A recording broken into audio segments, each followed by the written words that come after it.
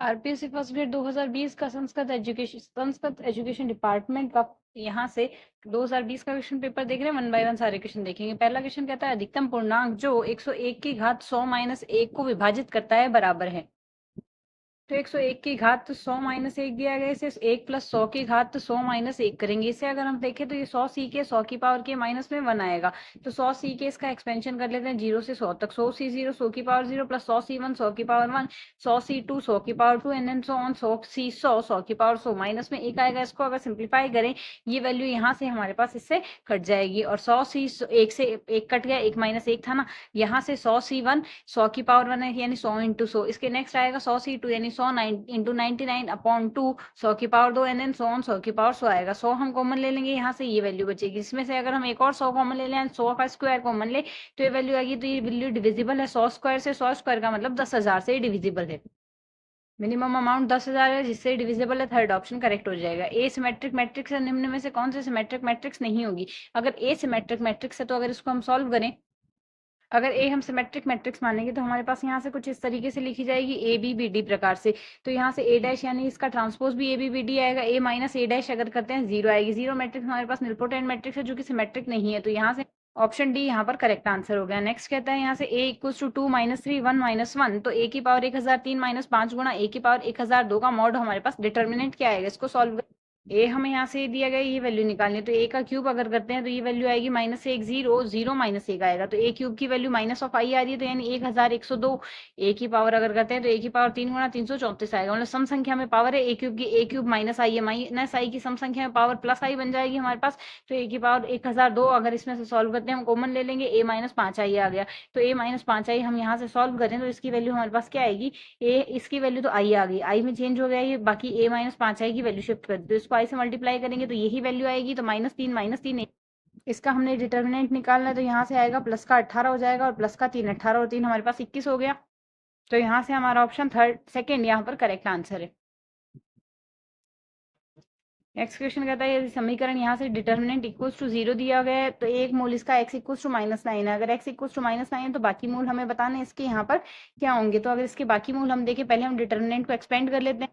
जैसे यहाँ पर हम डिटर्मिनेंट को एक्सपेंड करेंगे, इसके लिए हमारे पास वैल्यू बनेगी ये इक्वल्स टू 0 लेना है। इसको आगे और सिंप्लीफाई कर लेते हैं तो x cube minus 68 x plus 126 बराबर 0 आ रहा है। तो एक्स इक्वल्स टू -9 का एक रूट है, इसमें हम भाग दे देते हैं -9 का। तो कोफिशिएंट लिख दिया, एक्स क्यूब का कोफिशिएंट, एक्स स्क्वायर का कोफिशिएंट, एक्स का कोफिशिएंट और कांस्टेंट कोफिशिएंट। यहाँ से ये सिंथेटिक डिवीजन से सॉल्व कर रहे हैं रेस्पेक्टिवली। एक का एक यहाँ एज इट इज आ गया, एक को -9 से गुणा करेंगे -9 0 प्लस -9 आ गया। यहाँ से -9 गुणा होगा प्लस का 81 सॉल्व करेंगे 14 आ गया। 14 इंटू 9 माइनस ऑफ 126 हो गया, वैल्यू आ गई 0 यानी ये पूरा पूरा डिविजिबल ये एक रूट है। तो यहाँ से इसमें अगर भाग देंगे तो ये बनेगा X square minus 9x plus 14 equal to 0। तो इसके रूट आ गए 7 और 2, 7 और 2 बाकी दो रूट।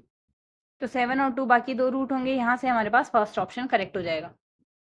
नेक्स्ट क्वेश्चन कहता है यहाँ से हमारे पास 3x3 डिटर्मिनेंट फॉर्म दिया हुआ है। तो यहाँ से इसको हम सॉल्व करने के लिए x को 3 मान लेते हैं, y को 4 और z को 5 मान लेते हैं। सॉल्व x को 3 y को 4 z को 5 माना है। तो 3 सी 1 3 सी 2 3 सी 3 4 सी 1 4 सी 2 4 सी 3 5 सी 1 5 सी 2 5 सी 3 आएगा। इक्वल्स टू इसको सॉल्व कर लेते हैं। ये डिटर्मिनेंट वैल्यू है, ये डिटर्मिनेंट बनेगा, इसका सॉल्व करने पर वैल्यू आ रही है 10। तो यहाँ से x minus Y Y minus Z Z minus X की वैल्यू 10 2 आ रही है। हमारे पास वैल्यू 10 आ रही है तो 5 से गुणा हो रहा है। तो सॉल्व, तो इसकी वैल्यू तो हमारे पास 60 आ रही है, 60/12 यानी 5 आ गया। और साथ ही इसकी वैल्यू हमारे पास आई रही है 10, तो वैल्यू 50 आ गई हमारे पास इसके केस में। तो यही हमारे पास इससे सॉल्व करने पर वैल्यू, सॉरी यहाँ से इसकी वैल्यू 2 आ रही है, 2 को 5 से गुणा करेंगे 10 आएगी। इस डिटर्मिनेंट की वैल्यू 10 आ रही है तो ऑप्शन थर्ड ही मैच होगा, बाकी मैच नहीं होंगे, बाकी डिस्कार्ड हो गए। नेक्स्ट क्वेश्चन कहता है यहाँ से हमें ये सारणिक दिया गया है, इस सारणी का मिनिमम मान बताना है क्या होगा। सबसे पहले एक्सपेंड कर लेते हैं। तो जैसे इसका हम एक्सपेंशन करेंगे वैल्यू आएगी, जिसको आगे अगर सॉल्व करते हैं तो हम पहले तो एक्सपेंशन कर लिया हमने तीनों लाइन का, इसको आगे अगर सॉल्व करते हैं सीधा सीधा हमारे पास सिंप्लीफाई करने पर वैल्यू +1 आ रही है। तो इसका आंसर हो गया, तो इसका आंसर आ गया +1। नेक्स्ट क्वेश्चन कहता है प्राचलिक समीकरण पैरामेट्रिक इक्वेशन हमें दी गई है, बताना है ये किसको प्रकट कर दी है। तो यहाँ से अगर इसके लिए वैल्यू देखें तो यहाँ से x/3 का होल स्क्वायर करते हैं तो ये वैल्यू आएगी, y/4 का होल स्क्वायर करेंगे ये वैल्यू आएगी, दोनों का स्क्वायर जोड़ देंगे तो यहाँ से LHS तो बनेगा ही और RHS आ जाएगा cos square t plus sine square T. cos square t plus sine square T की वैल्यू 2 आ गई और -2 cos t sin t आपस में प्लस माइनस साइन वाले कट गए। तो दो का और क्रॉस मल्टीप्लाई कर देते हैं, ये इक्वेशन आ गई हमारे पास। एक इलिप्स की जरूरत की समीकरण है तो वैल्यू आएगी, तो इसका सेकंड ऑप्शन करेक्ट होगा। नेक्स्ट क्वेश्चन कहता है वक्र x² - y² बराबर 4 की उत्केंद्रता, इस वक्र की उत्केंद्रता निकालनी है। तो यहाँ से हम 4 का क्रॉस मल्टीप्लाई कर देते हैं तो ए स्क्वायर बी स्क्वायर की वैल्यू 4 आ रही है हमारे पास, x square upon 4 minus y square upon 4 बराबर 1 आ रहा है। तो यहाँ से हमारे पास अति परवलय की यहाँ से उत्केंद्रता आती है 1 upon square root of A plus B square minus B square upon A square, B square upon A square आपस में कैंसिल आउट हो जाएंगे क्योंकि दोनों की वैल्यू सेम है। 1 प्लस 1 2 आ गई, उत्केंद्रता आ गई इसकी √2, उत्केंद्रता √2 आने से फर्स्ट ऑप्शन करेक्ट हो गया। नेक्स्ट कहते हैं यहाँ से हमारे पास यहाँ 4 बिंदु हमें बताना है बिंदु कैसे होंगे। तो अगर इसको सॉल्व करें तो ये चारों बिंदु दिए गए हैं, इसके लिए हम x बराबर 1 और y a बराबर 1 और y b बराबर 2 मान लेते हैं। जैसे हम सॉल्व करेंगे ये वैल्यू आएगी। अगर इनको हम ग्राफिकली प्लॉट कर लेते हैं तो प्लॉट करने पर हमारे पास यहाँ से क्या आएगा, ये कोलिनियर आएंगे। या फिर हम यहाँ से देख सकते हैं a स्क्वायर माइनस बी में से अगर a कॉमन ले लें तो a b आ गया, a इंटू ए बी आएगा। a इंटू ए बी हमारे पास यहाँ से ये देख सकते हैं a b है जैसे, और 0 0 ये तो एक साइड एक तरीके से कोलिनियर मान सकते हैं, माइनस ए बी है, तीनों तो कोलिनियर है, उसमें से a कॉमन लेते हैं ये वैल्यू आ रही है, तो यानी ये भी कोलिनियर। स्लोप भी, या फिर हम स्लोप भी चेक कर सकते हैं, हमें जो भी सही लगेगा। तो इसमें है कोलिनियर समरेखीय, यहाँ से फर्स्ट ऑप्शन करेक्ट होगा। नेक्स्ट कहता है दीर्घवृत्त के नाभि लंब की लंबाई उसके लघु अक्ष की आधी है तो उत्केंद्रता होगी। नाभि लंब की लंबाई लघु अक्ष की आधी है यहाँ पर। लेटेस्ट रेक्टम का फॉर्मूला था 2b स्क्वायर अपॉन ए, लघु अक्ष की लंबाई होती है हमारे पास 2b है, यहाँ से 2b स्क्वायर अपॉन ए बराबर नाभि लंब की लंबाई लघु अक्ष की आधी है, नाभि लंब होगा 2b स्क्वायर अपॉन ए और इसका आधा आएगा b, तो 2b स्क्वायर अपॉन ए बराबर b आएगा। b से b कट गया, b अपॉन ए की वैल्यू हाफ आ गई, तो e की वैल्यू हमारे पास √3/2 आई है। तो e स्क्वायर की वैल्यू हमारे पास यहाँ से e की वैल्यू क्या आएगी, b अपॉन ए की वैल्यू 1/2 आ रही है, तो 1 minus B square upon A square यानी 1 माइनस 1/4 वैल्यू आ गई 3/4, 3/4 तो √3/2 हमारा ऑप्शन थर्ड आएगा जो करेक्ट आएगा। नेक्स्ट कहता है x बराबर x प्लस 2y प्लस 3 बराबर 0, 3x प्लस 4y प्लस 5 बराबर 0 अति परवलय के बिंदु 1 माइनस 1 से होकर गुजरता है कि अनंत स्पर्श अति परवलय का समीकरण। तो यहाँ से हम सॉल्व करेंगे, सबसे पहले सॉल्व करेंगे तो वैल्यू इक्वल्स टू हम k के बराबर मान लेंगे। अब क्वेश्चन के अकॉर्डिंग दिया गया है 1 माइनस 1 से ऊपर जाता है, 1 माइनस 1 से होकर जा रहा है तो x की जगह 1 y की जगह -1 रखेंगे। जैसे ये रखते हैं तो k की वैल्यू आ जाएगी 2 गुणा 4 बराबर 8 आ गई, 2 गुणा 4 बराबर 8, k की वैल्यू हम यहाँ से सब्सटीट्यूट कर देते हैं, गुणा करते हैं तो यहाँ से 15 माइनस 8 की वैल्यू क्या आ गई 7 आ गई, तो यहाँ से प्लस का 7 आएगा, बाकी ये वैल्यू आएगी, तो कॉन्स्टेंट वैल्यू 7 आ रही है।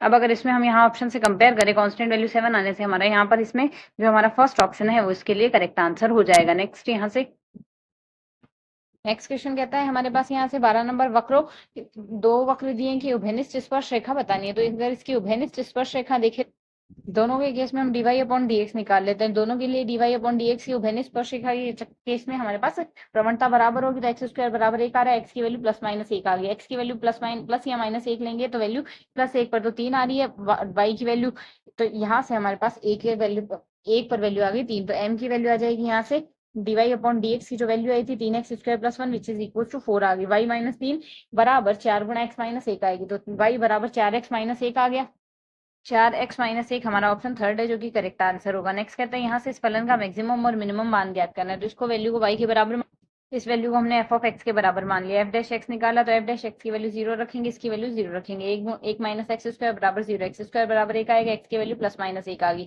तो f ऑफ 1 की वैल्यू 3 आ रही है, f ऑफ 1 की -1 की वैल्यू 1/3 आ रही है, तो मैक्सिमम वैल्यू 3 मिनिमम 1/3 आ, सेकंड ऑप्शन इसके लिए करेक्ट हो गया। नेक्स्ट कहता है परवलय एक्स स्क्वायर बराबर 4y और x बराबर 4y माइनस 2 के मध्य का क्षेत्रफल, इसके मध्य का क्षेत्रफल अगर देखें दोनों के लिए हमने यहाँ से y की वैल्यू बराबर रख दी आपस में, तो x square minus X minus 2 बराबर 0, x की वैल्यू 1 तो 2 आ रही है और 1 माइनस 1 आ रही है, x 2 पर y का मान 1 और x माइनस 1 पर y का मान 1/4, इंटीग्रेशन y dx करेंगे तो यहाँ से y x की वैल्यू 1 माइनस 1 से 1 2 के बीच में है और y की वैल्यू हमने रख दी, dx कर दिया, सॉल्व कर लेंगे, इंटीग्रेशन की वैल्यू आ गई 9/8, अपर और लोअर लिमिट्स, यहाँ से फोर्थ ऑप्शन करेक्ट आ जाएगा। नेक्स्ट कहता है प्रथम चतुर्थांश y बराबर sin 2x और y बराबर 10x के मध्य का क्षेत्रफल, इसके मध्य का अगर क्षेत्रफल देख y बराबर sin 2x और y बराबर 10x, तो दोनों के लिए y की वैल्यू उस पॉइंट पे बराबर आएगी जहां इंटरसेक्ट करेंगे, सॉल्व करेंगे तो वैल्यू आ गई cos स्क्वायर x बराबर 1/2 यानी cos ऑफ x की वैल्यू 1/√2 आ गई, यानी x का मान 45 डिग्री 45 आ जाएगा, पाई अपॉन 4, sin x की वैल्यू 0 अगर लेंगे तो x की वैल्यू 0 आएगी, तो x की वैल्यू 0 और पाई अपॉन 4 आ रही है, y dx करेंगे, y dx हमारे पास 10x माइनस sin x या sin 2x या फिर sin 2x माइनस 10x का मॉड कर लेंगे, dx करेंगे, सिंप्लीफाई कर लेते हैं, इंटीग्रेशन करके इंटीग्रेशन सिंप्लीफाई करेंगे तो यहाँ से वैल्यू आएगी 1/2 log 1/√2, 1/√2 को हम यहाँ से लिख सकते हैं 1/2 की घात माइनस का 1/2 माइनस 1/2 हम आगे ले आते हैं, ये वैल्यू आ गई, इसको हम सॉल्व करके ये लिख सकते हैं 1/2 गुणा 1 minus 1 log 2 log e upon 2 आ जाएगा, सेकंड ऑप्शन करेक्ट आएगा। क्वेश्चन नंबर 16 कहता है y बराबर x e की घात माइनस एक्स स्क्वायर y बराबर 0 से परिबद्ध क्षेत्र का क्षेत्रफल हमें बताना है। तो क्षेत्रफल हमारे पास होता है वाई डी एक्स, लिमिट है 0 से इनफाइनाइट, तो वाई डी एक्स की वैल्यू हमारे पास आएगी एक्सपोनेंशियल माइनस एक्स स्क्वायर बट्टे 2 माइनस में 0 से इनफाइनाइट में करते हैं 1/2 स्क्वायर यूनिट आ गई 1/2। यहाँ से इसका फर्स्ट ऑप्शन करेक्ट हो गया। क्वेश्चन नंबर 17 कहता है एन पर्यवेक्षणों का माध्य विचलन हमारे माध्य वर्ग विचलन -1 के सापेक्ष 7 और 1 के सापेक्ष 3 है, तब इन पर्यवेक्षणों का मानक विचलन क्या होगा। तो सॉल्व -1 के सापेक्ष तो हमारे पास यहाँ से 7 है और +1 के सापेक्ष 3 है, तो फॉर्मूले में वैल्यू रख देते हैं 1/n सम ऑफ xi + 1 का होल स्क्वायर बराबर 7 और sum of 1/n sum of xi - 1 का होल स्क्वायर बराबर 3 आएगा। 1 और 2 समीकरण को हम सॉल्व कर लेते हैं, सॉल्व कर 1 - 2 करेंगे, हमारे पास वैल्यू ये आ गई। इसको अगर आगे सॉल्व करते हैं तो xi स्क्वायर से xi स्क्वायर घट गया, प्लस यहाँ से 2xi 4xi हो गया, 1 - 1 आपस में कैंसिल आउट हो गया, ये वैल्यू आ गई। तो राशियों का योग बटे राशियों की संख्या, यहाँ से माध्य होगा 4x बार = 4 आ रहा है, x बार = 1 आ गया, तो सिग्मा स्क्वायर आ गया 1/n sum of xi - x bar का whole square which is equal to 3, तो सिग्मा इक्वल टू हमारे पास √3 आ गया। सिग्मा की वैल्यू निकालनी थी, √3 आ गई, √3 से हमारा यहाँ से हमारा फोर्थ ऑप्शन करेक्ट आ गया। नेक्स्ट कहता है संख्याओं a1 a2 up to so on an का माध्य हमारे पास a बार है यहाँ से, तो इनका माध्य अगर राशियों का योग बटे राशियों की संख्या से किया है, तो यहाँ से यदि संख्याओं ai प्लस i का मान 1 से लेके n तक का माध्य होगा, यहाँ से इसका माध्य हमारे पास क्या आएगा। तो यहाँ से इसके केस में देखें ai का माध्य तो हमारे पास दिया हुआ है, a बार दिया हुआ है, और आई बी एज अ कांस्टेंट हम ट्रीट कर रहे हैं, तो यहाँ से आई हमारे पास यहाँ से क्या दिया हुआ है, आई का मान यहाँ पर है एक तरीके से 1 2 3 4 सो ऑन आएगा पूर्णांकों में का योग, तो एन नेचुरल नंबर्स का योग हमारे पास क्या आएगा, एन नेचुरल नंबर का योग आएगा n × n + 1/2 आएगा यहाँ से।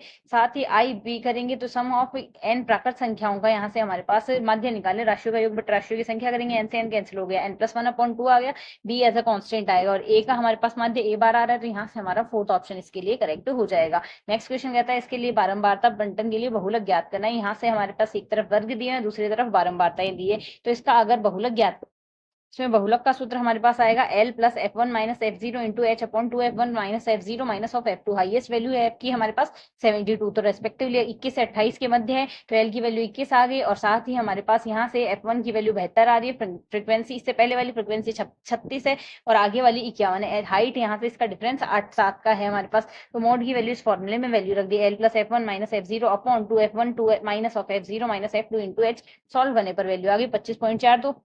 25.42 से हमारा ऑप्शन थर्ड करेक्ट आएगा।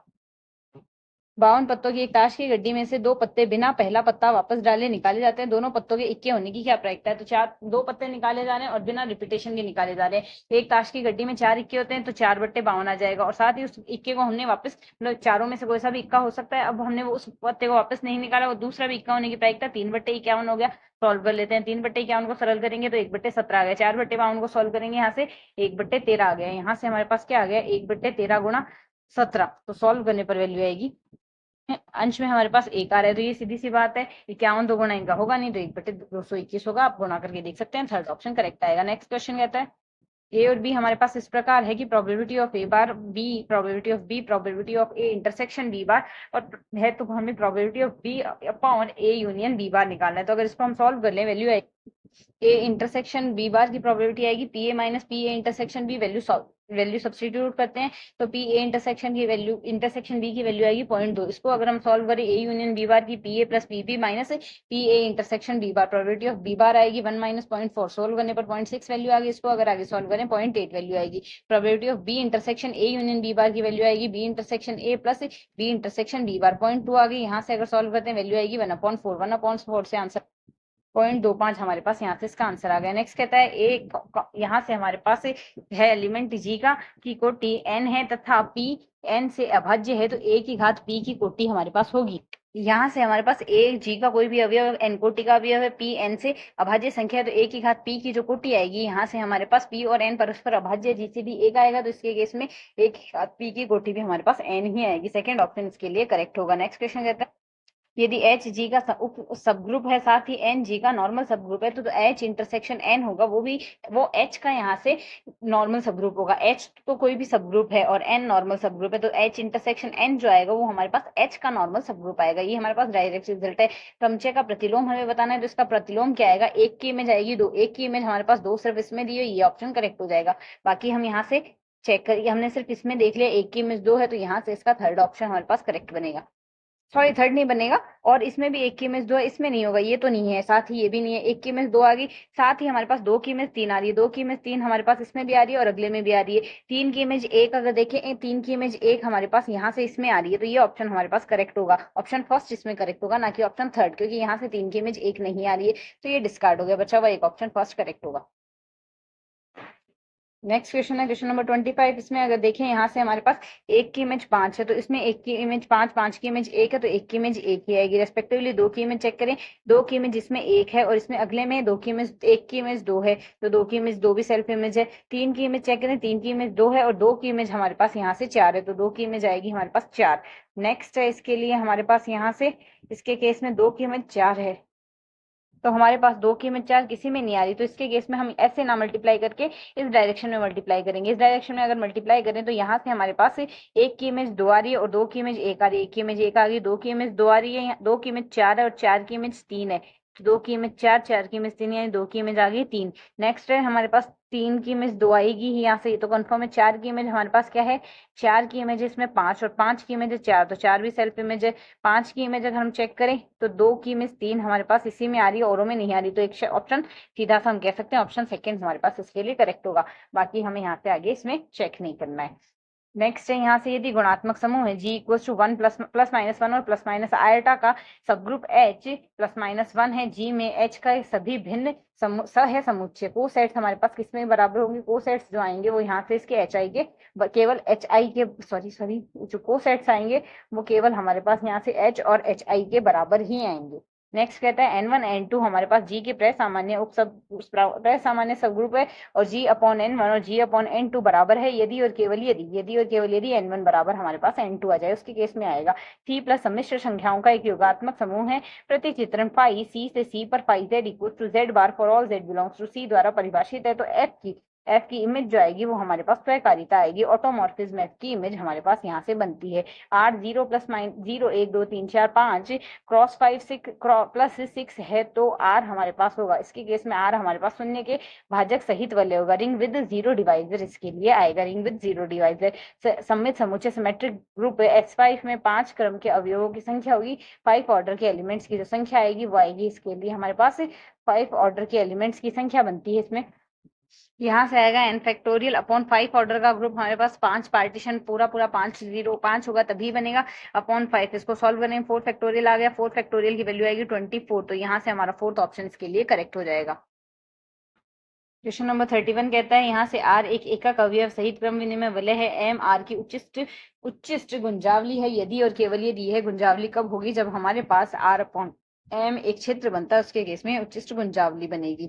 यहाँ से इंग्लिश में अगर देखें, if R is a commutative ring with unit element M is maximum ideal of R if and only if हमारे पास R upon M is a field. Next कहता है यहाँ से त्रिघात समीकरण जिसके मूलों का गुणन इकाई है तथा मूल 2 प्लस रूट 3 है होगा हमारे पास, किसके लिए इसका यह एक मूल होगा, तो अगर ये आता है तो ये कॉन्जुगेट में आएगा, तो इसका दूसरा कॉन्जुगेट 2 माइनस रूट 3 आएगा, तो इन दोनों का हमने गुणा कर दिया, a plus B a minus B का। साथ ही यहाँ से अगर हम सॉल्व करें इसका एक रूट x इक्वल टू 1 भी आएगा, तो इसको सॉल्व करेंगे इक्वल टू 1 आ रहा है। प्रोडक्ट अगर हम करते हैं तो प्रोडक्ट हमारे पास यहाँ से इनके मूल्यों का गुणन क्या आ रहा है, प्रोडक्ट हमारे पास 1 आ रहा है, क्योंकि यहाँ पर अगर हम चेक करें जो इक्वेशन उसमें, तो उस वजह से हमने 1 लिया, इसको अगर सॉल्व कर ले वैल्यू आएगी 0, तो यहाँ से हमारे पास इक्वेशन बन जाएगी ये, तो x cube minus 5x square plus 5x minus 1 बराबर 0, क्योंकि मूलों का गुणन हमें इकाई दिया गया तब हमने 1 लिया है, तो x cube minus 5x square plus 5x plus 1 minus 1 बराबर 0, तो उससे हमारा ऑप्शन थर्ड करेक्ट हो जाएगा। नेक्स्ट कहता है यदि हमारे पास यहाँ से ये इक्वेशन दी गई है,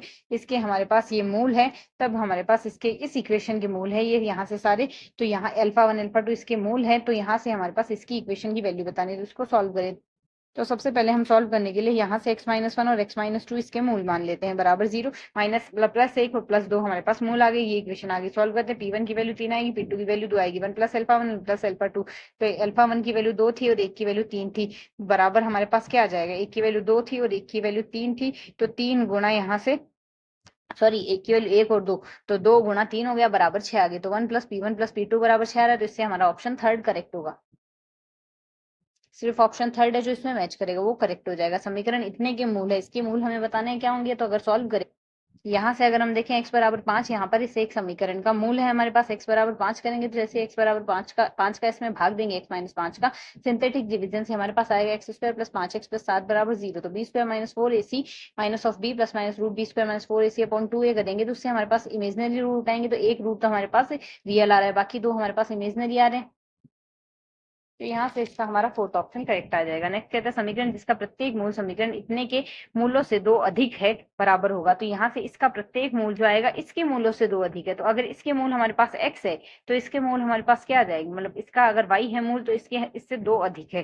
प्रत्येक मूल इसके प्रत्येक मूल के मूलों से दो अधिक है। मतलब इसमें समीकरण बताने इसका मूल क्या आएगा। अगर इसके मूल का मान y है तो इसके मूल अगले समीकरण के मूलों का मूल y प्लस 2 आएगा। तो सॉल्व मतलब यहाँ से पहली समीकरण का मूल अगर x है तो अगली का x माइनस 2 आएगा। x माइनस 2 करके अगर हम सॉल्व कर ले तो हमारा यहाँ से ये ऑप्शन करेक्ट आएगा, second correct option. Question number 36 कहता है यदि चतुर्थ घात का समीकरण हमारे पास ये का एक मूल हमारे पास 1 प्लस रूट 2 है तब इसका द्विघात गुणनखंड होगा। तो यहाँ से अगर 1 प्लस रूट 2 एक मूल है तो 1 माइनस रूट 2 भी हमारे पास एक मूल होगा, क्योंकि ये हमारे पास पेयर में आएंगे, संयुग्म में आएंगे। तो यहाँ से अगर देखें तो अगर 1 माइनस रूट 2 हमारे पास इसके पास एक मूल होगा, इसको तो हम सॉल्व करते हैं। x माइनस 1 प्लस रूट 2 और x minus 1 minus root 2 solve करेंगे, ये वैल्यू आएगी। तो x square minus 2x minus 1 इसका एक मूल होगा। तो यहाँ से हम ऑप्शन फोर्थ हमारे पास यहाँ से इसका एक करेक्ट आंसर हो जाएगा। नेक्स्ट क्वेश्चन कहता है X plus Y equals to plus minus 1 और X minus Y equals to plus minus 1 से परिबद्ध क्षेत्र तब double integration R X square plus Y square D X D Y की वैल्यू हमारे पास यहाँ से क्या होगी। तो अगर इसको solve x plus Y equals to 1 और x minus Y equals to 1 और y minus X minus Y, यहाँ से हमने चारों लाइंस प्लॉट कर ली। यहाँ से अगर पहले देखें तो हमें प्रथम चतुर्थांश में लेनी है वैल्यू, तो यहाँ से ये क्षेत्र ही लेना होगा। इसमें हमारे पास x का मान 0 से 1 है और 1 0 से 1 माइनस एक्स है। फंक्शन है X square plus Y square D X D Y लिख दिया, इंटीग्रेशन कर लेते हैं। इंटीग्रेशन करेंगे तो सिंप्लीफाई करने से ये वैल्यू आएगी। y as a constant treat करना है x के रेस्पेक्ट में। यहाँ से पहले तो हम y के सापेक्ष कर रहे हैं, x को एज अ कॉन्स्टेंट ट्रीट करेंगे तो x square Y plus Y cube upon 3 limit 0 to 1 minus X आएगी। सॉल्व कर लेते हैं तो यहाँ से सॉल्व करने पर वैल्यू 1 अपॉन एक्स आएगी। तो टोटल वैल्यू हमारे पास यहाँ से क्या आ जाएगी, पहले से प्रथम चतुर्थांश में हमने निकाल लिया। अगर चारों में ही देखें पूरे क्षेत्र में अगर निकालना है 4 से गुणा कर देंगे, 4/6 यानी 2/3 आ गई वैल्यू। 2/3 2/3 आया है हमारे पास परिबद्ध क्षेत्र में, एक तरीके से क्षेत्रफल है। तो यहाँ से 2/3 या माइनस 2/3 हम देख लेंगे, हमारा सेकंड ऑप्शन करेक्ट होगा। नेक्स्ट क्वेश्चन कहता है हमारे पास y equals to exponential x वक्रता त्रिज्या उस बिंदु पर जहां y अक्ष को काटता है वक्रता त्रिज्या ज्ञात करनी। तो वक्रता त्रिज्या का हमारे पास सूत्र rho equals to 1 plus y dash का स्क्वायर की whole power 3 upon 2 upon y double dash आएगा। Y equals to exponential x, y x पे हमारे पास एक्स इक्वल्स टू 0 है। जैसे ही एक्स इक्वल्स टू 0 है तो वाई डैश की वैल्यू क्या आएगी, एक्सपोनेंशियल एक्स, एक्स की जगह 0 रखेंगे, वाई डैश और वाई डबल डैश निकाल लिया। सॉल्व कर लेते हैं, 2 की घात 3/2 आएगी यानी 2√2 आ गई। 2√2 से हमारा ऑप्शन थर्ड इसके लिए करेक्ट आंसर हो जाएगा। क्वेश्चन नंबर 39 कहता है सह अक्षों वाले दीर्घवृत्तों जिसकी लघु तथा वृहद अक्षों का योग d अचर है तो एनवेलप होगा। इसके केस में हमारे पास एनवेलप बनेगा यहाँ से x की घात 2/3 प्लस y की घात 2/3 बराबर d की घात 2/3। दीर्घवृत्त के केस में लघु अक्षर वृहद अक्षों का योग अगर d अचर है तो यहाँ से एनवेलप बनेगा x की घात 2/3 प्लस y की घात 2/3 बराबर d की घात 2/3 आएगा यहाँ से। क्वेश्चन नंबर 40 हमें कहता है y equals to f1 x plus 80 और f2 x माइनस 80 है तब d2y upon D x square upon d2y upon dt square की वैल्यू क्या आएगी। तो यहाँ से इसकी वैल्यू हमारे पास क्या बनेगी, इसके लिए हमारे पास रिजल्ट है 1 अपॉन a स्क्वायर। यहाँ से इसकी वैल्यू बनेगी d2y upon D x square upon d2y upon dt square equals to 1 upon a square आ जाएगा। Integration 0 to pi upon 2 root of cot theta D theta equals to इसका मान cot theta को अगर हम पहले तो इसका रिजल्ट भी याद रख सकते हैं, पाई अपॉन रूट 2 आएगा। और अगर इसको हम सॉल्व करें कोट थीटा को हम लिख सकते हैं कोस अपॉन, कोट थीटा आएगा हमारे पास यहाँ से कोस अपॉन साइन। तो कोस अपॉन साइन से ये वैल्यू माइनस आएगी और ये वैल्यू प्लस आएगी। कोस अपॉन साइन आएगा, कोस की पावर प्लस हाफ और साइन की power minus half D theta लिख सकते हैं। इंटीग्रेशन की लिमिट 0 टू पाई अपॉन 2 होगी। गामा फंक्शन लगाएंगे यहाँ से, अगर sine M theta cos N theta D theta है तो यहाँ से m प्लस 1 अपॉन 2 का गामा, n प्लस 1 अपॉन 2 का gamma, 2 upon m plus n plus 2 upon 2 का गामा आएगा। इसे सॉल्व कर लेते हैं, m n सबकी हमने वैल्यू रिप्लेस कर दी। जैसे ही हम इसको आगे सॉल्व करते हैं तो यहाँ से वैल्यू आएगी pi upon root 2। Pi upon root two को अंश और हर में गुणा करें तो यहाँ से फर्स्ट ऑप्शन हमारा करेक्ट आ जाएगा। नेक्स्ट कहता है यदि एफ एक्स बराबर X sine 1 upon X, X belongs to -1 से +1 के बीच में है, एफ ऑफ 0 की वैल्यू हमारे पास 0 है तो निम्न में से कौन सा कथन सत्य है। तो यह है, अगर देखें तो यहाँ से अगर देखें -1 से +1 के बीच में देखना है, तो यहाँ से -1 से +1 के बीच में x इक्वल टू 0 पर यहाँ से फंक्शन डिफरेंशिएबल नहीं है। तो ना तो रोले प्रमेय लगेगी, ना लाग्रेंजिस प्रमेय लगेगी, ना कोशी प्रमेय लगेगी। ये है -1 से +1 के बीच में fx जो है सतत फलन है, यह हमारे पास एक्सीडेट है।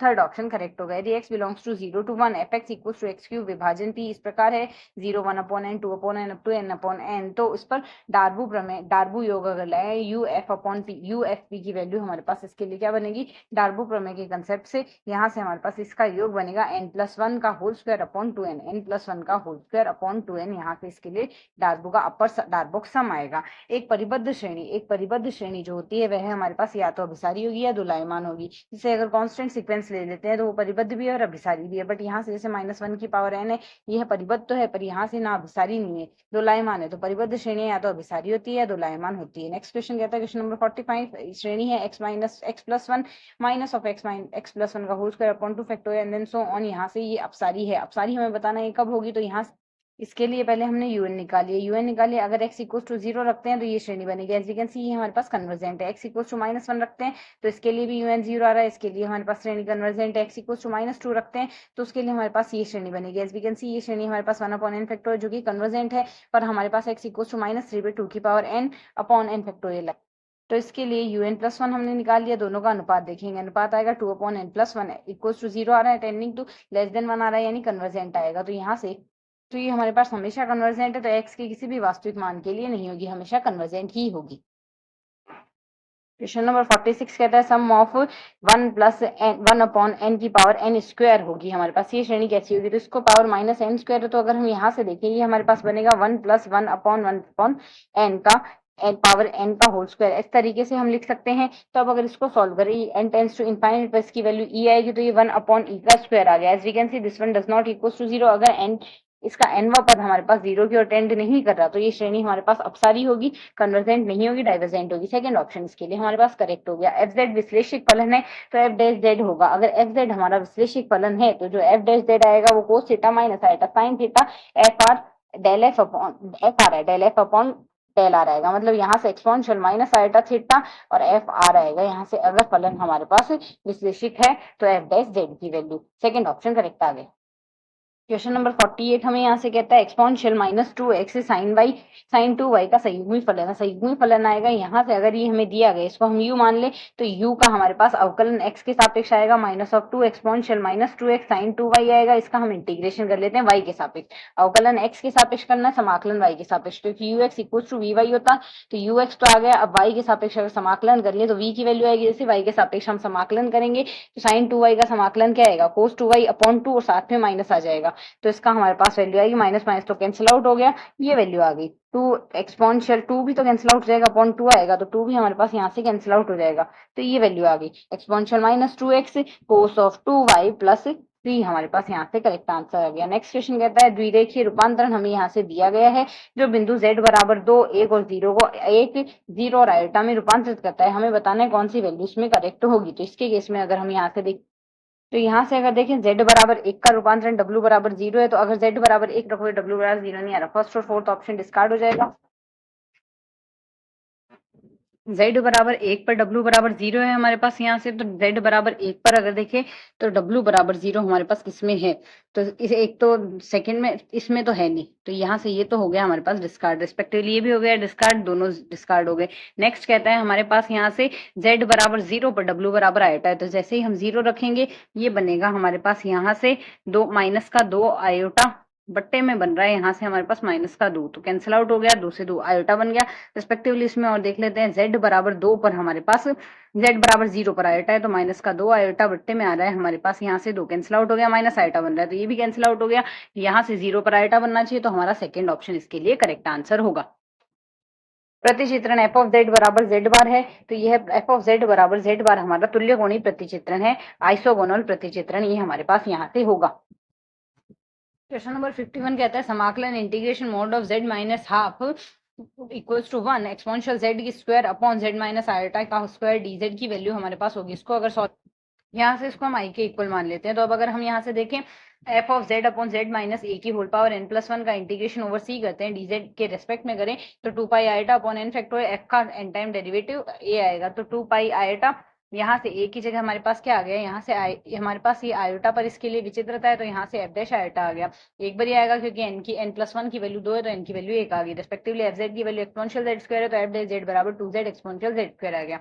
एफ डैश आयोटा की वैल्यू आएगी 2 आयोटा अपॉन ई, 2 आयोटा अपॉन ई आ गया। वैल्यू सब्सटीट्यूट कर देते हैं, यहाँ से 2 आयोटा अपॉन ई की वैल्यू सब्सटीट्यूट करेंगे, minus of 4 pi upon e आ गया, 4 पाई अपॉन ई। इसके लिए फर्स्ट ऑप्शन करेक्ट होगा। नेक्स्ट कहता है अवकल समीकरण यहाँ से x minus a p square plus x minus y p minus y equal to 0 है, जहाँ p equal to d y upon D x है। यहाँ से इसका सॉल्यूशन होगा। तो अगर इसका सॉल्यूशन देखिए, इसमें इसके लिए p की जगह हम c एज्यूम कर लेंगे, c एज्यूम कर लेंगे। यहाँ से अब अगर इसको सॉल्व करें, यहाँ से हमारी इक्वेशन इसमें सिंप्लीफाई होगी, c में द्विघात समीकरण की तरह हम इसको आगे हम सिंप्लीफाई कर दें। हमने सिंप्लीफाई कर दिया यहाँ से, तो यहाँ से x के टर्म्स को अलग निकालिए, y के अलग निकालिए और कांस्टेंट टर्म्स को अलग निकालिए। तो यहाँ से x minus y equal to a c square upon c plus 1 यहाँ से इसका सेकंड ऑप्शन हमारे पास करेक्ट आंसर। नेक्स्ट है अवकल समीकरण p equal to 10 p x minus y है, जहाँ p equal to d y upon D x है। इसका सॉल्यूशन हमारे पास, तो इसको सॉल्व करने के लिए p की जगह हम यहाँ से c एज्यूम कर लेते हैं। तो c इक्वल्स टू 10 ऑफ, यहाँ से आ जाएगा हमारे पास सी एक्स माइनस ऑफ वाई आ गया। यहाँ से 10 को सिंप्लीफाई कर लेते हैं, तो 10 ऑफ c आ गया, ये आ गया 10c आ गया हमारे पास। यहाँ से आगे अगर सिंप्लीफाई करें 10c equals to c x minus y आ गया, सी एक्स माइनस वाई आ गया। इसको आगे और सिंप्लीफाई कर लेते हैं, सॉरी यहाँ से 10c है तो इधर आगे 10 इनवर्स, ऐसे 10 inverse c equals to c x minus y लिखेंगे। तो y इक्वल्स टू क्या आ गया, c x minus of 10 inverse c। यहाँ से हमारा थर्ड ऑप्शन इसके लिए करेक्ट आंसर हो जाएगा। नेक्स्ट क्वेश्चन हमारे पास कहते हैं, इसके लिए आंशिक अवकल समीकरण दी गई p x plus q y equals to p q संतुष्ट करती है। हमें बताना है इसमें से किसे संतुष्ट करेगी। तो p x plus q y equals to p q है हमारे पास। चार पिट इक्वेशन हम यहाँ से लिख लेंगे। चार पिट इक्वेशन में अगर देखें तो डीपी के अपॉन में पी आएगा, डीक्यू के अपॉन में क्यू आएगा। इन दोनों टर्म्स को लेते हैं यहाँ से, log p equals to log q plus log of a आएगा, implies p equals to a q आ गया। ए क्यू प्लस यहाँ से पी लॉग ऑफ ए आएगा, इंटी लॉग से ए क्यू आ गया। तो अगर इसको हम यहाँ से सॉल्व करें, पी की जगह हम तो क्यू हम कॉमन ले लेंगे, यहाँ से दोनों साइड से क्यू कैंसिल हो जाएगा। तो a x plus y equal to a q आएगा, क्यू की वैल्यू अपॉन में आ गई। हमारे पास पी की वैल्यू ए क्यू थी, तो यहाँ से ए क्यू की वैल्यू ये आई है। तो यहाँ से ए एक्स प्लस वाई हमारे पास सेकेंड ऑप्शन पी के लिए करेक्ट हो जाएगा।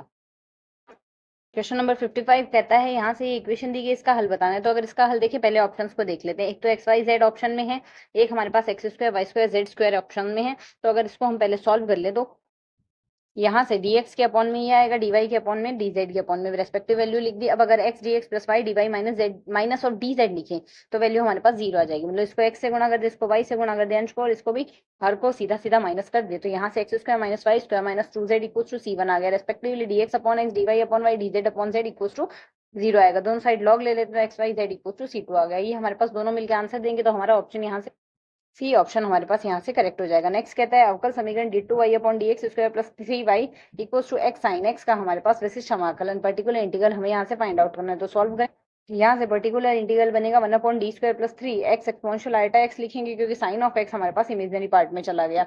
एक्सपोनेंशियल आयटा एक्स के लिए डी की जगह डी प्लस आयटा रिप्लेस कर देंगे, प्लस 3x आ गया। अब हम सीधा सही करेंगे, इसको पहले एक्सपेंड कर देंगे, फिर हमने यहाँ से इसका इनवर्स ले लिया। इनवर्स को एक्सपेंड करेंगे तो वैल्यू आ गई हमारे पास ये। यहाँ से हमें सिर्फ इमेजिनरी पार्ट लेना है। इमेजिनरी पार्ट में यहाँ से cos x plus eta sine x लिखेंगे, तो कोस एक्स वाले को तो हम आयटा वाले टर्म से गुणा करेंगे और साइन एक्स वाले को एक्स वाले पद से गुणा करेंगे। तो अगर ऑप्शन से कंपेयर करें, हमारा ऑप्शन यहाँ से हमारा ऑप्शन फर्स्ट इसके लिए करेक्ट आंसर होगा। नेक्स्ट कहता है यहाँ से एफ एक त्रिविमीय सदिश क्षेत्र है तथा r equal to x i plus y j plus z के है।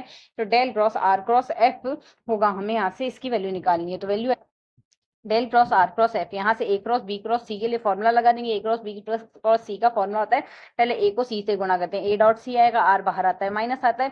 फिर यहाँ से हमारे पास ए और बी आपस में गुणा होते हैं, तो बी डॉट ए आएगा, यहाँ से साथ ही आएगा इसके लिए एफ आ गया, और माइनस ऑफ 2f रेस्पेक्टिवली हमने सॉल्व भी साथ में कर लिया है डेल डॉट एफ के केस उसके। तो यहाँ से हमारा कौन सा ऑप्शन करेक्ट आ गया, इसके लिए हमारा ऑप्शन यहाँ से 57 में थर्ड ऑप्शन हमारा यहाँ से करेक्ट आ गया, ये वैल्यू आएगी। के नेक्स्ट कहता है एफ हमारे पास x square plus Y square बिंदु 1 2 पर 4 आयटा प्लस 3 जे के अनुदिश दिक् अवकलज ज्ञात करना है। यहाँ से एफ ये दिया हुआ है, तो सबसे पहले हमने यहाँ से इस बिंदु पर 1 2 पॉइंट पर अगर देखें, तो यहाँ से डेल एफ की वैल्यू ये आ जाएगी। एक्स के सापेक्ष अवकलन आयटा, वाई के सापेक्ष अवकलन हमने इंटू में जे कर दिया, आई और जे लगा दिया, 2i प्लस 4j आ गया। इसका डायरेक्शनल डेरिवेटिव इस डायरेक्शन के अकॉर्डिंग निकालना है, तो इसके साथ इसका इकाई सदिश निकाल लिया। 4i plus 3j upon 16 plus 9 5 आ गया।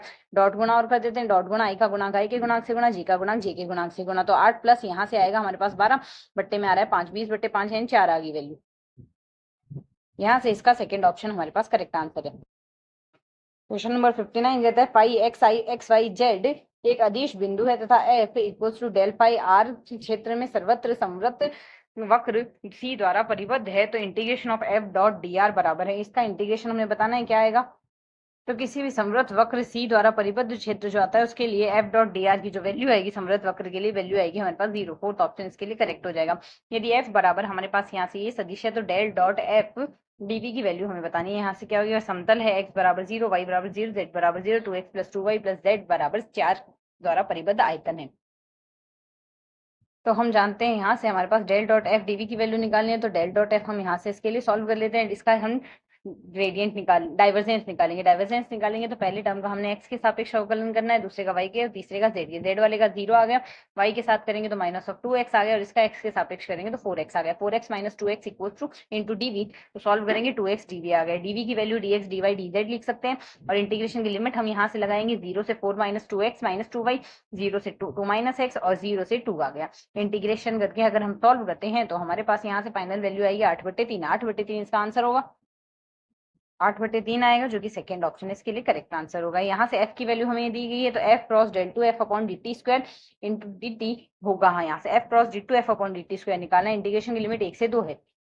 यहाँ से हमारे पास f cross d f upon f की वैल्यू ये लिख दी, d two f upon d t square हमने निकाल लिया। अब यहाँ से इसका सारणिक हम सॉल्व कर लेते हैं। जैसे हम सारणिक सॉल्व करेंगे, इंटीग्रेशन की लिमिट 0 से 1 से 2 के बीच में इंटीग्रेशन करना है। इंटीग्रेशन हमने कर दिया और लिमिट और लगा दी। सॉल्व कर ले, minus 14i plus 75j minus 15k से हमारे पास यहाँ से हमारा कौन सा ऑप्शन करेक्ट हो गया, माइनस 14 प्लस 75 माइनस 15, यहाँ से हमारा थर्ड ऑप्शन करेक्ट है। नेक्स्ट है दो संख्याओं की दिक्कोजें l minus 2m plus n बराबर 0, l square minus 2m square plus n square equal to 0 द्वारा दी जाती है। उन रेखाओं के बीच कौन होगा, तो कौन, यहाँ से एक से हमने n की वैल्यू निकाली पहली रेखा से। जैसे n की वैल्यू निकालेंगे यहाँ से दूसरी रेखा में हमने रिप्लेस कर दी है। यहाँ n की वैल्यू सॉल्व करेंगे तो l माइनस m का होल स्क्वायर हो गया इक्वल टू 0। l बराबर m आ गया और l बराबर m अगर हम रखते हैं यहाँ पर तो हमारे पास तो l बराबर m आ रहा है और l बराबर n रखते हैं तो m बराबर n आ रहा है। तो l square plus m square plus n square बराबर 1 होगा। 3n स्क्वायर बराबर 1 आ गया तो l स्क्वायर की वैल्यू 1/n की वैल्यू प्लस माइनस 1/√3 आ रही है। तो यहाँ से दो हमारे पास वैल्यू आ गई तो कोस थीटा इनका रेस्पेक्टिवली डॉट गुण इनका गुण होगा। इनका अगर गुण आता है तो आपस में 1/3 1/3 1/3 आ गई। हमारे पास फाइनल बराबर है वैल्यू इसकी आएगी 1 की आएगी, थीटा बराबर आ गया 0 डिग्री। कोस 0 का मान आता है हमारे पास 1, तो कोस 0 हमारे पास क्या आएगा, कोस इनवर्स 1 आ गया यहाँ से, यानी थर्ड ऑप्शन हमारे पास इसका करेक्ट आंसर होगा।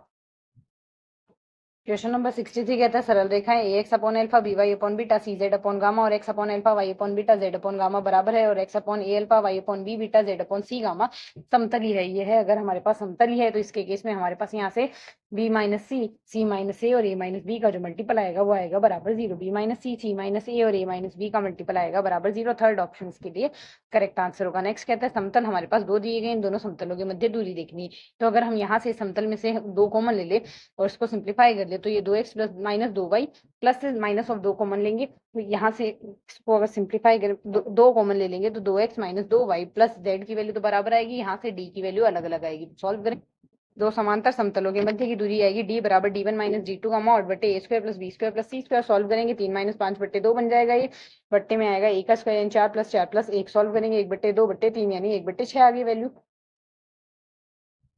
तो option number third correct answer होगा। 65 नंबर क्वेश्चन कहता है यहाँ से समतल ax plus by plus cz बराबर 0, x y plus yz plus zx बराबर 0 दो लंबवत सरल रेखाओं को काटता है जब हमारे पास यहाँ से आ जाए 1/a plus 1/b plus 1/c equal to 0। ax plus by plus cz बराबर 0 शंकु x y plus y z plus z x बराबर 0 की लंबवत रेखाओं में काटता है। अगर 1/a plus 1/b plus 1/c बराबर 0 आ जाए उस लंबवृत्तीय शंकु का समीकरण जिसका शीर्ष 0 0 0 और अक्ष OX तथा अर्धशीर्ष कोण अल्फा है उसके लिए हमारे पास वैल्यू आएगी। अर्धशीर्ष कोण अल्फा है और एक्स अक्ष OX यानी एक्स अक्ष दिया हुआ है, उसके केस में आएगा y square plus z square बराबर x square tan square alpha. X square tan square alpha यहाँ से हमारे पास वैल्यू आएगी। क्वेश्चन नंबर 67 हमारे पास कहता है दो बल हमारे पास पी व क्यू में अल्फा कोण के झुकाव वाले झुके हुए समतल की लंबाई तथा आधार के समांतर कार्यरत है। इसमें से प्रत्येक समतल पर W भार संभालता है। P 1/p square minus 1/q square बराबर होगा 1/p square minus 1/q square की वैल्यू आएगी हमारे पास 10 square alpha upon W square 10 square alpha upon W square, यहाँ से इसकी वैल्यू आएगी। क्वेश्चन नंबर 68 कहता है 5 मीटर लंबाई वाले एक समरूप छड़ के एक सिरे ए से 1 मीटर दूरी, 2 मीटर, 3 मीटर, 4 मीटर दूरी पर क्रमशः 1, 2, 3, 4 केजी के भार लटके हुए हैं, तो किस बिंदु पर छड़ साम्य अवस्था में होगी। तो यहाँ से आएगा छड़ के एक सिरे ए से 20/7 मीटर दूरी पर आएगा। दो बलों P व Q के बीच का कोण अगर अल्फा है तथा उनका परिणामी P + Q/2 है, अधिकतम संभव परिणामी न्यूनतम का n गुना हो तो कोस अल्फा बराबर होगा। इस स्थिति में हमारे पास कोस अल्फा आएगा n² + 2/2 × 1 - n², n² + 2 अपॉन में 2 × 1 - n² के बराबर आएगा।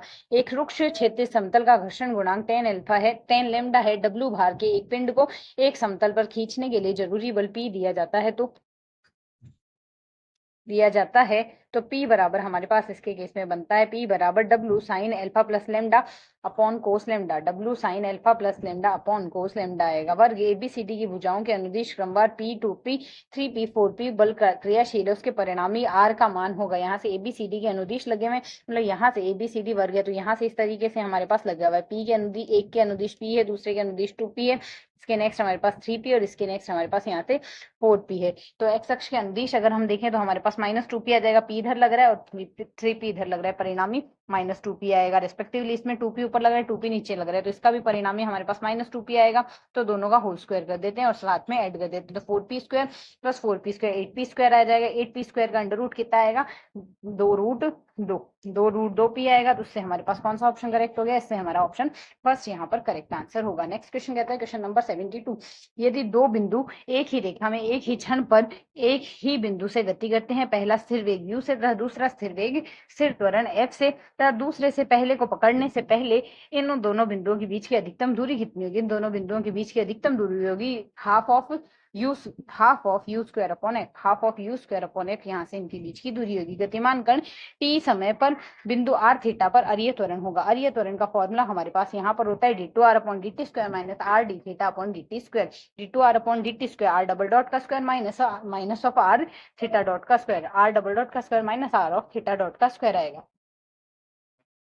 क्वेश्चन नंबर 74 कहता है एक सरल रेखा में गति कर रहे कण द्वारा तय की गई दूरी s² बराबर 80² + 2bt + c द्वारा दी जाती है। त्वरण किसके समानुपाती होगा। इसके केस में त्वरण अगर समानुपाती देखें तो s² बराबर 80² + 2bt + c है, तो दोनों पक्षों का t के सापेक्ष अवकलन कर दिया। दोनों पक्षों का t के सापेक्ष अगर हम अवकलन कर दें तो हमारे पास यहाँ से वैल्यू आएगी 2sv हो जाएगा। ds/dt को हम v लिख सकते हैं, ds/dt बराबर v हो गया। और यहाँ से हमारे पास वैल्यू क्या आ गई, 80 + b आ गई। 80 + b आ गई तो यहाँ से अगर इसका दोबारा अवकलन कर दें s dv/dt + v ds/dt बराबर हमारे पास अगर a आ जाए तो बराबर a आएगा। दोबारा अवकलन करने से इसको अगर सॉल्व कर ले तो यहाँ से v की वैल्यू हमारे पास आ चुकी है 80 + b/2s आएगा। तो वैल्यू हमने रिप्लेस कर दी। वैल्यू रिप्लेस करके इसको आगे हम सॉल्व करें, ds/dt dv/dt हमारे पास त्वरण होता है, वेग में परिवर्तन की त्वरण है। त्वरण को हम a से रिप्रेजेंट कर सकते हैं, इसको आगे सॉल्व करें तो a की वैल्यू आएगी, जहां से हम देख सकते हैं त्वरण हमारे पास 1/s³ आ रहा है।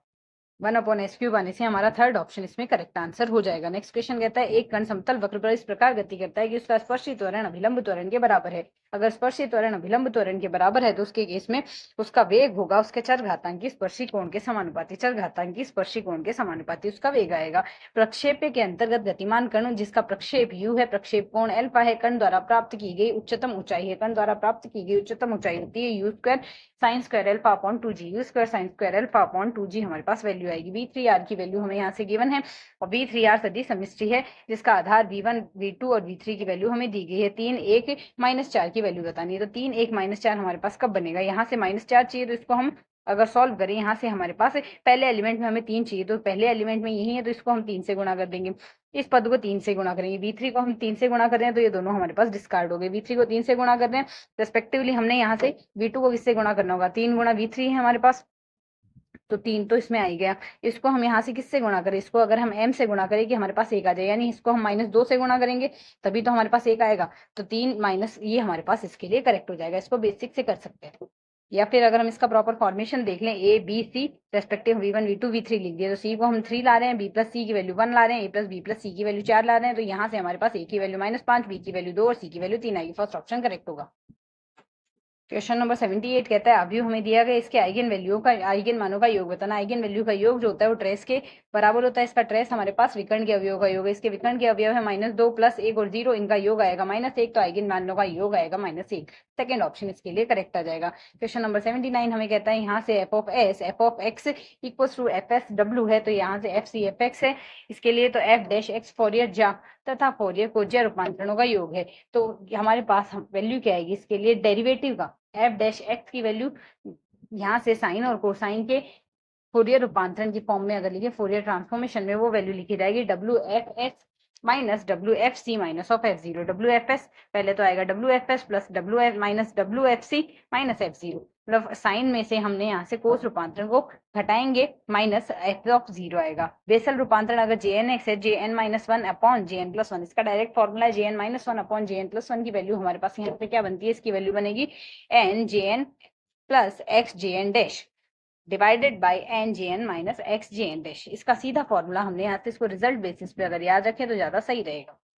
T n b t b n हमारे पास मूल सदिश है जो सेट, तो सेरेट परनेट फॉर्मूला होगा। सेरेट परनेट फॉर्मूले हमारे पास तीनों क्या होते हैं, तीनों सेरेट परनेट फॉर्मूले अगर देखें तो टी का एस के सापेक्ष रूपांतर t d t upon d s की वैल्यू के एन आएगी, डीबी अपॉन डी एस की वैल्यू -2 एन आएगी और d n upon d s की वैल्यू आएगी प्लस माइनस में आएगी। इसमें दोनों प्लस में है, ये कैंसिल आउट हो गया, ये भी कैंसिल आउट हो जाएगा। ये दोनों वैल्यू तो सही है, पहली वैल्यू प्लस में आएगी तो ये सही है, ये सही है। इसमें तो भी जो पहले माइनस में आया था वो प्लस में आएगा, उसके बाद वाला माइनस में आएगा। इस तरीके से याद रख सकते हैं। तो यहाँ से हमारा ये ऑप्शन फोर्थ ऑप्शन इसके लिए करेक्ट होगा। नेक्स्ट क्वेश्चन हमारे पास कहता है एन वी में सदिश समष्टि के एक बिंदु के पड़ोसी दो खास बिंदुओं से गुजरने वाले भूवक्रों की संख्या होगी। इसको अगर देखें, the number of geodesics passes through two specific points lying in the small neighbourhood of a point of n dimensional space, this one is equal to 1। The number of geodesics मतलब दो स्पेसिफिक बिंदुओं से गुजरने वाले neighbourhood के N dimensional space की संख्या होगी हमारे पास 1 इसका आंसर होगा। सममित अंतरालों के सामान्य संकेतन में mu of f of x g of x, mu f x g x, mu of f g की वैल्यू हमारे पास आएगी mu of f of x, इसकी वैल्यू आएगी mu f x mu g x. पहले एफ का लिए mu निकालिए, फिर जी एक्स के लिए निकालिए, +1/4 delta f x delta g x, mu of f x g x +1/4 delta of f x delta of g x आएगा। फोर्थ ऑप्शन इसके लिए करेक्ट होगा।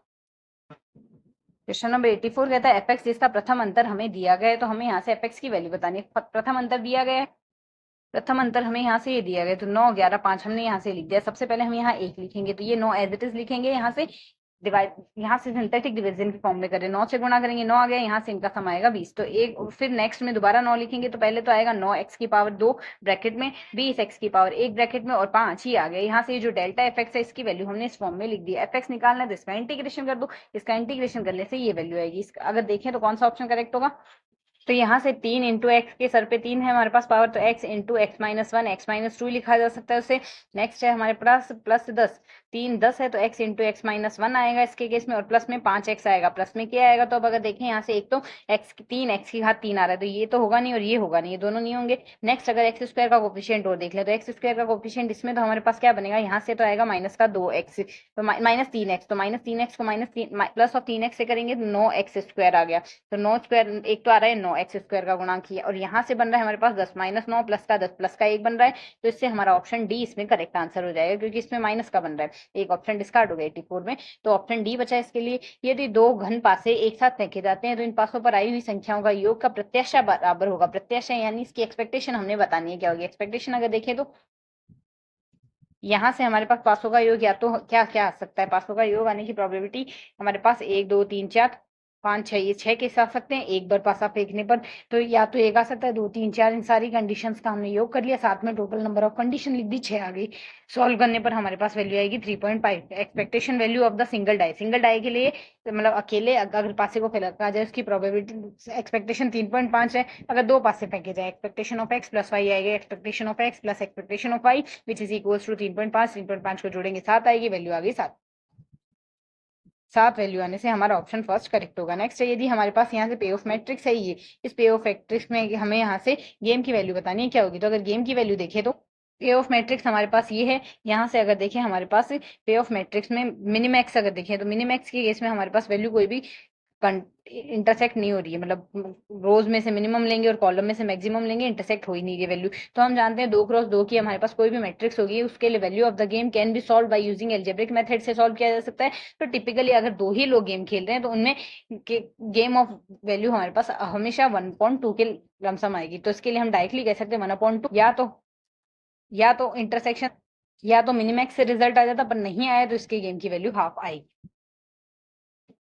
नेक्स्ट क्वेश्चन हमारे पास यहाँ से कहता है, यहाँ पर हमारे पास question number 117 u equals to ये दिया गया है, सार्वच्य सार समुच्चय यूनिवर्सल सेट। तो u हमारे पास ये है, x equal a equals to ये है और b इक्वल्स टू ये। तो अगर x के रूट्स हम देखें तो x के रूट हमारे पास क्या है, 2 और 3 आएंगे, तो इसको इक्वल्स टू 0 कर दें, 2 और 3 5 योग और गुणा।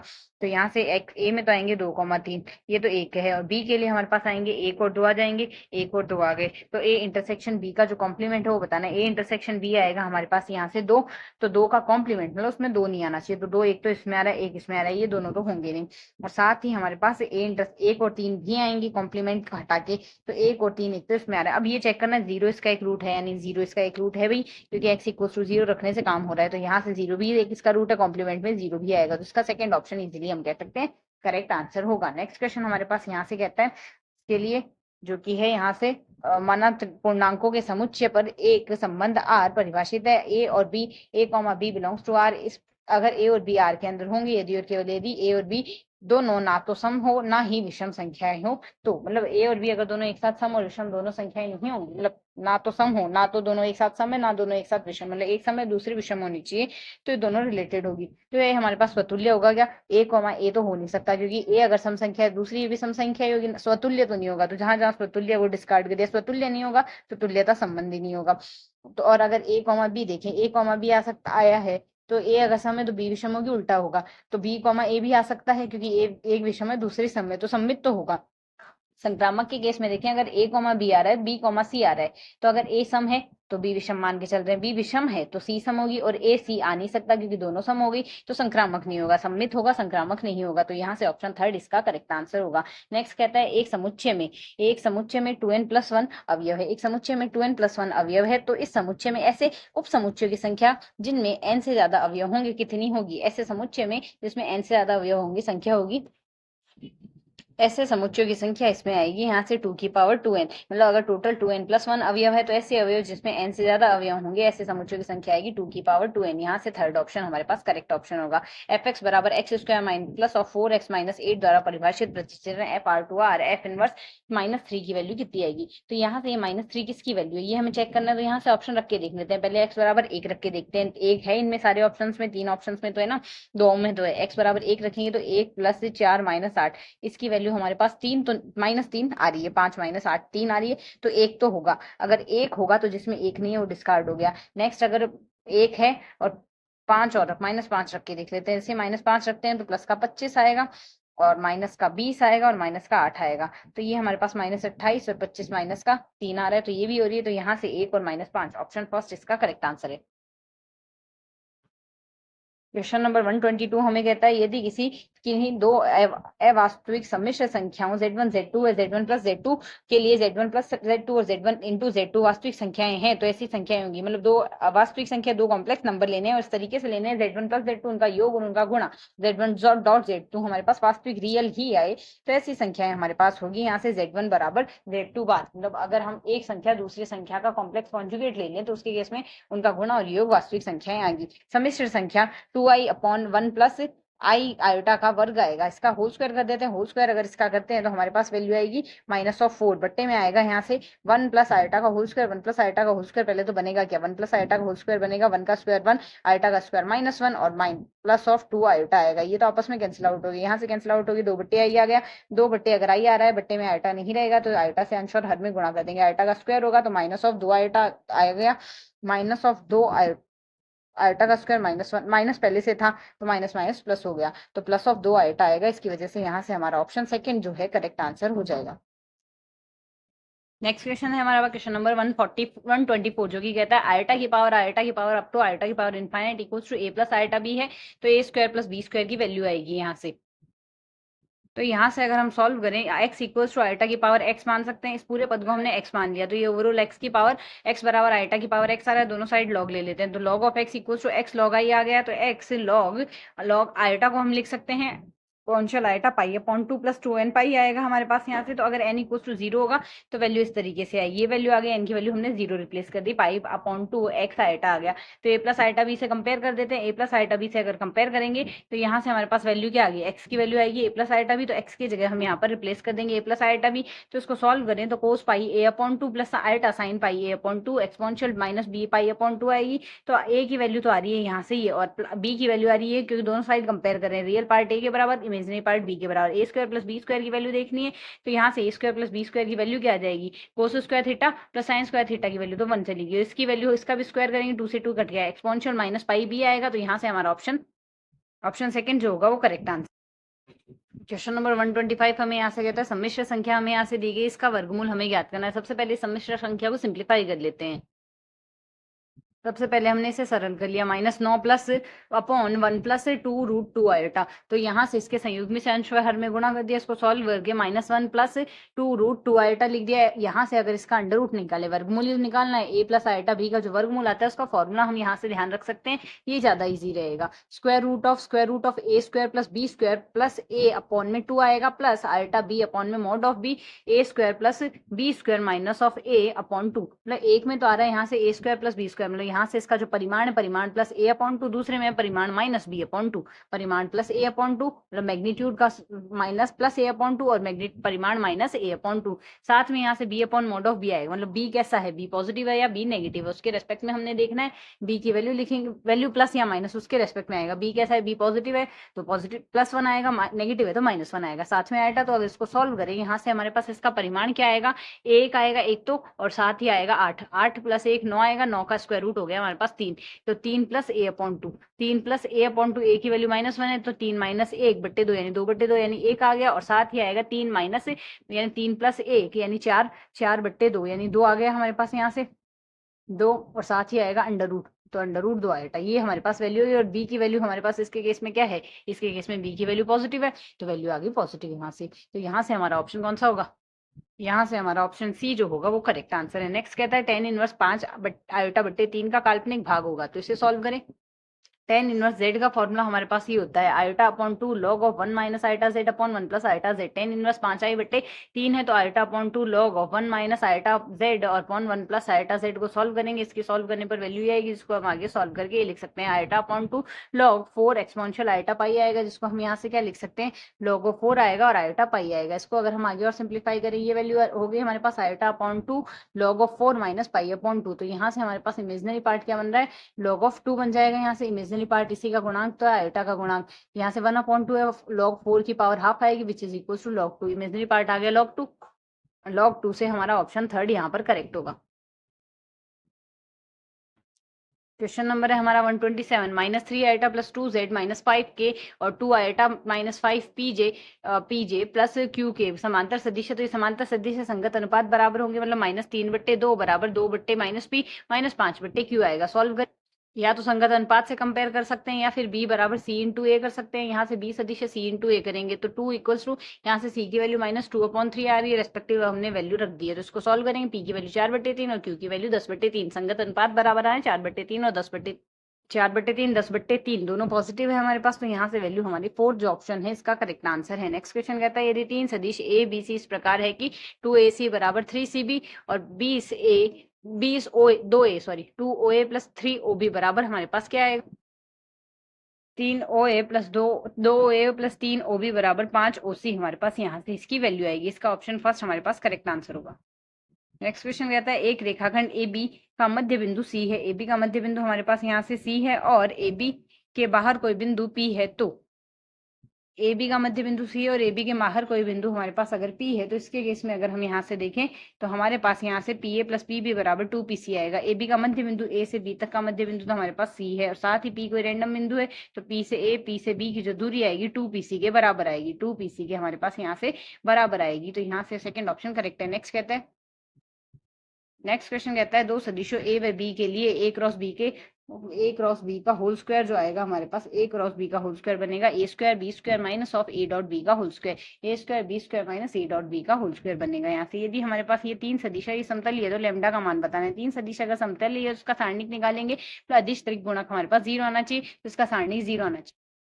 सारणिक बनेगा हमारे पास ये इक्वल टू 0 रखेंगे, सारणिक सॉल्व करें, 10 लेमडा बराबर 10 आ रहा है, लेमडा की वैल्यू आ गई 1, लेमडा की वैल्यू 1 आने से हमारा फर्स्ट ऑप्शन इसमें करेक्ट आंसर हो गया। नेक्स्ट कहता है लिमिट एक्स टेंडिंग टू 0, यहाँ से ये फंक्शन दिया गया, इसकी वैल्यू 1 आ रही है, तो ए और बी का मान बताना है। तो इसकी लिमिट हमारे पास 1 के बराबर आ रही है। अगर लिमिट हमारे पास 1 के बराबर आती है, यहाँ से ऊपर और नीचे की वैल्यू बराबर 1 0 0 आएगी, क्योंकि हर की वैल्यू 0 आ रही है, लिमिट अभी भी एग्जिस्ट कर रही है, ऊपर वाली वैल्यू भी 0 आएगी। तो जब हम ऊपर का डीएल हॉस्पिटल नियम लगाएंगे, ऊपर का ऊपर अवकलन, नीचे का नीचे अवकलन करें, तो वैल्यू आएगी। यहाँ से इसका अवकलन हमें 3 बार करना होगा, क्योंकि एक्स क्यूब है तो 3x स्क्वायर, फिर यहाँ से 6x और बट्टे में 6 आएगा, तब जाके हमारे पास वैल्यू आएगी। इसकी वैल्यू हमारे पास पहली बार अवकलन भी 0 ही आएगा, 0/0 बनेगा, तो यहाँ से इसका अवकलन कर दिया हमने एक्स के सापेक्ष, ये वैल्यू है, इसको सॉल्व करें 1 + a - b बराबर 0, यानी a - b की वैल्यू -1 के बराबर आनी चाहिए। a - b की वैल्यू -1 के जब बराबर आएगी तो कौन सा ऑप्शन करेक्ट होगा? a b की वैल्यू निकालने का मेन तरीका ये था, 3 बार अवकलन करके निकालते, वरना अब a - b की वैल्यू जो है वो -1 के बराबर आनी चाहिए। तो ये वैल्यू तब हमारे पास पॉसिबल है जब हमारा फोर्थ ऑप्शन होगा, यहाँ से फोर्थ ऑप्शन करेक्ट होगा। नेक्स्ट क्वेश्चन कहता है question number 133, x equals to sec theta minus cos theta, y equals to sec की power n theta minus cos की power n theta dy upon dx का whole square हमें बताना है, इसमें से कौन सा होगा। तो अगर इससे हम सॉल्व, x की वैल्यू हमें यहाँ से sec theta minus cos theta दी गई, y की वैल्यू सेक की पावर एन माइनस कोस की पावर एन दी गई, dx upon D theta dy upon D theta निकाल लिया, dy अपॉन dx हमने और निकाल लिया। तो अगर इसे हम सॉल्व और कर लें तो यहाँ से हमारे पास ये वैल्यू आएगी, जिसे अगर हम आगे और सॉल्व करें तो ये वैल्यू आएगी। इसमें हमें एक्स स्क्वायर प्लस 4 की वैल्यू अगर देखें तो यहाँ से हमारे पास x square plus cos square plus 2 आ रही है, जिसे हम सॉल्व करके ये लिख सकते हैं, और वाई स्क्वायर प्लस 4 की वैल्यू सॉल्व करेंगे तो ये आएगी। तो d2y अपॉन dx स्क्वायर की वैल्यू अगर हम रिप्लेस कर दे, इसमें हमने d2y upon dy upon dx की जो वैल्यू निकाली, उसमें अगर हम यहाँ से वैल्यू रिप्लेस कर दे dy अपॉन dx के होल स्क्वायर करके, तो ये आएगा n square y square plus 4 upon x square plus 4। तो यहाँ से हमारा फर्स्ट ऑप्शन इसके लिए करेक्ट आंसर होगा। नेक्स्ट कहता है y बराबर a tan inverse x upon y plus tan inverse y upon x है, तो dy अपॉन dx की वैल्यू बतानी है। dy अपॉन dx आएगा यहाँ से हमारे पास, हम जानते हैं tan inverse u plus tan inverse 1 upon u की जो वैल्यू आती है पाई अपॉन 2 के बराबर आती है, तो tan inverse x upon y plus tan inverse y upon x बराबर पाई अपॉन 2 आएगी। इसे सॉल्व करेंगे तो कांस्टेंट की वैल्यू अवकलन आएगा 0, तो इसका वैल्यू आ गई 0। यहाँ सिर्फ ये फॉर्मूला याद रखना है, tan inverse u plus tan inverse 1 upon u equals to pi upon 2, तो इसके लिए हमारा ऑप्शन फर्स्ट करेक्ट आंसर होगा। नेक्स्ट कहता है एक्स और वाई के उन सभी मानों को ज्ञात कीजिए, इसमें एफ एक्स प्लस वाई बराबर f x dot f y है, F3 की वैल्यू 3 है, एफ डैश 0 की वैल्यू 11 है, तो एफ डैश 3 का मान हमारे पास क्या होगा।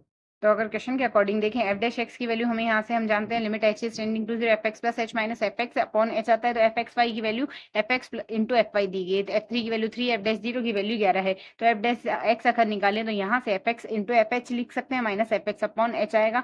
तो यहाँ से अगर सॉल्व करें एफ एक्स हमारे पास बाहर आ गया, बाकी में हमने लिमिट लगा दी, लिमिट अगर लगाएंगे एफ 0 की वैल्यू हमारे पास क्या आ रही है 1, एफ डैश एक्स की वैल्यू क्या आ जाएगी एफ एक्स, और f dash at 0, f dash 0 की वैल्यू हमारे पास जो आ रही है वो 11 आ रही है, और साथ ही F3 की वैल्यू 3 आ रही है, वैल्यू रिप्लेस कर दी, वैल्यू आ गई हमारे पास 33 आने से हमारा कौन सा ऑप्शन, 33 आने से हमारा यहाँ से सेकंड ऑप्शन जो है वो की करेक्ट आंसर यहाँ पर हो गया। नेक्स्ट क्वेश्चन कहता है यदि एफ डैश एक्स विद्यमान है तब limit h is tending to 0 f a plus h minus f a minus h upon h का मान हमारे पास क्या आएगा। इसको अगर हम सॉल्व कर ले तो यहाँ से इसके लिए वैल्यू आएगी limit h is tending to 0 f a plus h minus of f a minus h upon h है, तो limit h is tending to 0 ऊपर का ऊपर अवकलन नीचे का नीचे अवकलन एच के सापेक्ष हमने कर दिया है, तो f dash a plus h plus f dash a plus a minus h आएगा। यहाँ से ए माइनस एच अपॉन में आ गया 1, तो लिमिट हम लगाएंगे एच इज टेंडिंग टू 0, ये 0 में गया तो एफ डैश ए की वैल्यू 2 एफ डैश ए आ गई, 2 एफ डैश ए से 2 एफ डैश ए हमारा थर्ड ऑप्शन है जो कि करेक्ट आंसर है। क्वेश्चन नंबर है हमारा 137 जो कि कहता है एफ ऑफ एक्स बराबर a sine pi upon x upon 2 plus b f dash 1 upon 2 equal to root 2 integration 0 to 1 f x d x बराबर 2a अपॉन पाई, देन ए और बी की वैल्यू हमारे पास बराबर है, ए और बी की वैल्यू हमने निकालनी है, तो उसको अगर सॉल्व करें यहाँ से तो एफ एक्स हमें यहाँ से ये दिया गया, एफ डैश एक्स अगर निकाले तो इसका अवकलन कर देंगे हम एक्स के सापेक्ष अवकलन कर देते हैं, तो साइन का अवकलन आएगा कोस पाई एक्स अपॉन 2 आ गया, और एक्स के सापेक्ष अवकलन पाई अपॉन 2 और आ गया ए आ गया, साथ में एफ डैश 1 अपॉन 2 की वैल्यू आ गई हमारे पास ये, जिसको सॉल्व करके रूट 2 हम निकाल लेंगे, रूट 2 वैल्यू आ रही है ए पाई अपॉन 2, रूट 2 आ रही है ए पाई अपॉन 2, रूट 2 की वैल्यू रूट 2 के इक्वल दी गई है क्वेश्चन में, तो क्रॉस मल्टीप्लाई कर देते हैं, ए पाई इक्वल टू 4 आ रहा है, तो ए इक्वल टू 4 अपॉन पाई आ गया, वैल्यू 4 आ गई। ऑप्शन से कंपेयर करें फोर्थ ऑप्शन इजीली करेक्ट आ जाएगा, हमने आगे चेक करने की जरूरत नहीं, फोर्थ ऑप्शन करेक्ट हो गया। हमने इसका समाकलन करना है square root of x minus 2 x plus 2 upon x का हमने एक्स के सापेक्ष समाकलन करना है, तो इसको अगर सॉल्व कर ले हमारे पास वैल्यू इसको सॉल्व करें तो x plus 2x minus 2x square minus a square upon x d x आ गया। इसका स्क्वायर रूट है हमारे पास, तो इसका इंटीग्रेशन हमारे पास बनेगा square root of x square minus a square minus a sine inverse x upon a आ गया। Square root of x square minus a square minus x a sine inverse x upon 2 आएगा, तो x square minus 4 आ गया, minus में 2 sec inverse x upon 2 आ गया, plus c आ गया। तो यहाँ से हमारा कौन सा ऑप्शन करेक्ट होगा? यहाँ से हमारा ऑप्शन फर्स्ट जो है वो इसके लिए करेक्ट आंसर होगा। नेक्स्ट कहता है समाकलन 1 plus 1 exponential x d x बराबर है। हमने यहाँ से इसकी वैल्यू निकालनी है, तो इसको सॉल्व करें। इसको अगर हम यहाँ से सॉल्व करें, इसको 1 प्लस एक्सपोनेंशियल एक्स को हम टी मान ले, तो एक्सपोनेंशियल एक्स डी एक्स बराबर डी टी आ जाएगा, डी एक्स बराबर डी टी बटे टी माइनस 1 आ रहा है। तो ये वैल्यू आ गई। इसको हमने पहले पार्टीशनिंग कर ली, 1/t minus 1 minus 1/t d t में, तो log of t minus 1 minus of log of t plus c आ गया, log of exponential of x upon 1 plus exponential x आ रहा है। तो ऑप्शन से अगर कंपेयर, यहाँ से log ऑफ एक्सपोनेंशियल एक्स आ रहा है, log of exponential x minus हमारे पास 1 अपॉन एक्सपोनेंशियल एक्स आ रहा है, तो एक वैल्यू तो ये है, तो हमारे पास एज इट इज आ रही है। log ऑफ एक्सपोनेंशियल एक्स को हमने अलग लिख दिया, log ऑफ एक्सपोनेंशियल एक्स हमारे पास एक्स लिखा जा सकता है, प्लस इंटीग्रेशन कांस्टेंट सी आ गया। इसका सेकंड ऑप्शन हमारे पास करेक्ट हो गया। नेक्स्ट क्वेश्चन नंबर 140, जो कि हमें कहता है इंटीग्रेशन -1 से +1 mod of x upon x d x की वैल्यू बराबर है। इसको अगर हम सॉल्व करें, इसकी वैल्यू सॉल्व करने पर हमारे पास बनेगी -1 से, अगर हम 0 तक देखें, -1 से 0 तक, मतलब जब भी वैल्यू नेगेटिव है उसके केस में हमारे पास यहाँ से इस मॉड की वैल्यू क्या आएगी, नेगेटिव आएगी, तो minus of x upon x आएगा, विच इज इक्वल टू -1, तो माइनस डी एक्स में चला गया ये यहाँ से, और 0 से 2 के बीच में वैल्यू पॉजिटिव आएगी, तो ये डी एक्स में चला गया। यहाँ से बस इंटीग्रेशन कर देते हैं, -1 से 0 के बीच में वैल्यू आएगी -1 इंटीग्रेशन की, और यहाँ से हमारे पास वैल्यू क्या आएगी, 0 से 2 के बीच में प्लस का 2, तो यहाँ से वैल्यू आ गई 1, इंटीग्रेशन की वैल्यू आएगी 1, इंटीग्रेशन की वैल्यू आ गई एक। सेकंड ऑप्शन करेक्ट हो गया। Limit n is tending to infinite 1 की पावर 99, 2 की पावर 99, इसी प्रकार n की पावर 99 तक चल रहा है, और बट्टे में आ रहा है n की घात 100। तो अगर इसे हम सॉल्व करें, यहाँ से वैल्यू बनेगी, इसको अगर सॉल्व करें, ये हमारा बन रहा है n की घात k+1 बट्टे k+1 ऑर्डर ऑफ n की घात k आ रहा है, o ऑफ फंक्शन बन रहा है o ऑफ n की पावर k, तो n की पावर 99 है, साथ ही हमारे पास n की पावर 100 बट्टे 100 बन रहा है। लिमिट अप्लाई कर देते हैं n की घात 100 का क्रॉस मल्टीप्लाई करके, जैसे n की घात 100 का क्रॉस मल्टीप्लाई करेंगे ये वैल्यू बन जाएगी हमारे पास इस तरीके से, ऐसे में n की घात 100 का क्रॉस मल्टीप्लाई करेंगे तो ये वैल्यू तो हमारे पास कैंसिल आउट होगी, 1/100 बन गई पहली टर्म तो, और ये हमारे पास फंक्शन में कुछ चलेगी, पर n टेंडिंग टू इनफाइनाइट लेना है, तो ओवरऑल ये वैल्यू तो 0 में चलेगी, तो वैल्यू हमारे पास 1/100 आई, 1/100 से यहाँ से हमारा कौन सा ऑप्शन करेक्ट हो जाएगा, इसके केस में हमारा ऑप्शन करेक्ट हो जाएगा यहाँ से पहला, फोर्थ ऑप्शन इसके लिए करेक्ट आंसर। नेक्स्ट कहता है लिमिट है, यदि m और n हमारे पास क्रमशः अवकल समीकरण है, m और n अवकल समीकरण की कोटि व घात है, तो m और n की वैल्यू बतानी है। अगर हमारे पास इक्वेशन यहाँ पर ये दी गई है, तो इसको अगर हम सॉल्व करें, तो यहाँ से हम क्या करेंगे, ये डेनोमिनेटर में है, तो पहले तो हम यहाँ से इसको पूरी इक्वेशन में मल्टीप्लाई कर देंगे। जैसे हम मल्टीप्लाई करेंगे, यहाँ से इसकी घात तो हो जाएगी 2, और यहाँ से ही गायब हो जाएगा, और यहाँ y ट्रिपल डैश आ गया, और साथ ही इसमें y ट्रिपल डैश आ रही है वैल्यू। तो अगर हम यहाँ से देखें, इसकी कोटि तो है हमारे पास 3 बार अवकलन हाईएस्ट हुआ है, और 3 बार अवकलन होने के बाद 3 बार अवकलन की घात हाईएस्ट पावर कितनी है, इसकी हाईएस्ट पावर 2 है, यहाँ से यहाँ पावर 1 है, तो कोटि यहाँ से 3 और घात 2 है, तो यहाँ से fourth option. Question number 144, dy upon dx plus 2xy equals to 2 exponential minus of x square का व्यापक है। ये जो इक्वेशन दी गई हमें, लीनियर डिफरेंशियल इक्वेशन दी गई, रेखीय अवकल समीकरण, रेखीय अवकल समीकरण का हमने यहाँ से हल निकालना है, तो अगर इसको सॉल्व करें, पहले इंटीग्रेटिंग फैक्टर निकालेंगे। इंटीग्रेटिंग फैक्टर बनेगा इसके लिए एक्सपोनेंशियल एक्स स्क्वायर, तो y into integrating factor equals to integration of integrating factor q of x dx plus c आएगा, तो यहाँ से y एक्सपोनेंशियल एक्स स्क्वायर आ गया। इसको सॉल्व करेंगे, qx की वैल्यू ये है, तो 2 आ गया, एक्सपोनेंशियल एक्स स्क्वायर से minus of x square exponential का कैंसिल आउट हो गया, 2x आ गया, इसका इंटीग्रेशन प्लस c आ गया, तो यहाँ से अगर सॉल्व करें 2x plus c exponential minus x square आ जाएगा इधर आगे, तो कौन सा ऑप्शन करेक्ट होगा, इसके लिए हमारा option first correct answer, first option हमारा इसके लिए करेक्ट आंसर। नेक्स्ट है अवकल समीकरण sin y dx plus cos y dx dy बराबर 2y dy का सामान्य हल है। हमें इसका सामान्य हल बताना है, इसको सॉल्व करें, तो यहाँ से अगर सॉल्व करें dx upon dy plus x cos y upon sine y equals to 2 of y upon sine y आएगा। ये भी लीनियर डिफरेंशियल इक्वेशन है, रेखीय अवकल समीकरण के लिए इंटीग्रेटिंग फैक्टर बनेगा exponential cos y upon sine y d y आएगा इसका इंटीग्रेशन, तो ई की पावर यहाँ से हमारे पास किस में चला गया, लॉग ऑफ साइन वाई में, लॉग ऑफ साइन वाई में चला गया, तो एक्सपोनेंशियल लॉग से कैंसिल सिंप्लीफाई होकर हमारे पास साइन वाई बचा, इंटीग्रेटिंग फैक्टर साइन वाई हो गया, तो x into sine y integration sine y upon into Q of y आएगा, यहाँ से आर एच एस की वैल्यू हमारे पास 2y है, sorry 2y upon sine Y है, तो 2y अपॉन साइन वाई आएगा, साइन वाई से sine y cancel out, 2y का इंटीग्रेशन 2y स्क्वायर अपॉन 2 यानी वाई स्क्वायर प्लस सी मिलता है यहाँ से हमारे पास, तो इसको अगर हम सॉल्व कर ले यहाँ से हमारे पास, तो यहाँ पर ये वैल्यू आ गई यहाँ से, इसका सेकंड ऑप्शन हमारे पास इसके लिए करेक्ट आंसर होगा। नेक्स्ट अवकल समीकरण dx plus 3x minus exponential minus 2y dy equal to 0 का सामान्य हल, इसका सामान्य हल हमें देखना है क्या आएगा, तो इसको अगर सॉल्व करें यहाँ से, तो इसके लिए dx plus upon dy plus 3x बराबर एक्सपोनेंशियल -2y आएगा। इंटीग्रेटिंग फैक्टर वही लीनियर डिफरेंशियल इक्वेशन है। लीनियर डिफरेंशियल इक्वेशन को सॉल्व करने के लिए इंटीग्रेटिंग फैक्टर निकालेंगे। अवकल यहाँ से अवकल समाकल बनेगा, हमारे पास समाकल गुणांक बनेगा एक्सपोनेंशियल 3y बन गया। यहाँ से e की पावर 3 इंटीग्रेशन dy करेंगे तो एक्सपोनेंशियल 3y बन गया। तो x इंटू यहाँ से dx अपॉन dy है, ना कि dy अपॉन dx है। ये ध्यान रखना है, x into exponential 3y equals to integration of exponential 3y exponential minus of 2y dy। Solve करेंगे e की पावर y का समाकलन e की पावर y आएगा, x e की पावर 3y e की पावर y प्लस c सॉल्यूशन बनेगा। थर्ड ऑप्शन इसके लिए हमारा करेक्ट आंसर है। नेक्स्ट क्वेश्चन है, क्वेश्चन नंबर 147 कहता है 47c4 plus sum of 1 to 5 52 minus I plus 52 minus I c3 की वैल्यू बराबर। इसको सॉल्व करें। इसके लिए हम प्रॉपर्टी काम में ले रहे हैं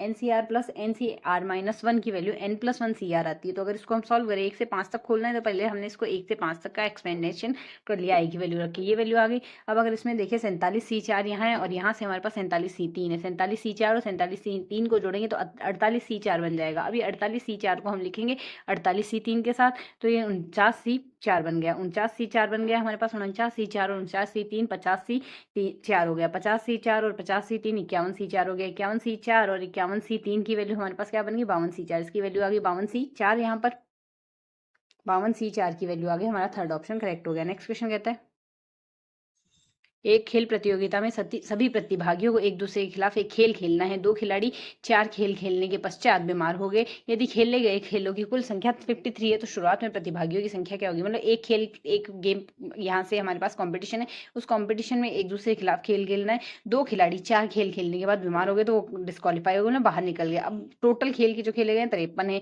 तो शुरुआत में प्रतिभागी कितने, टोटल हम मान के चल रहे हैं प्रतिभागी 9 थे।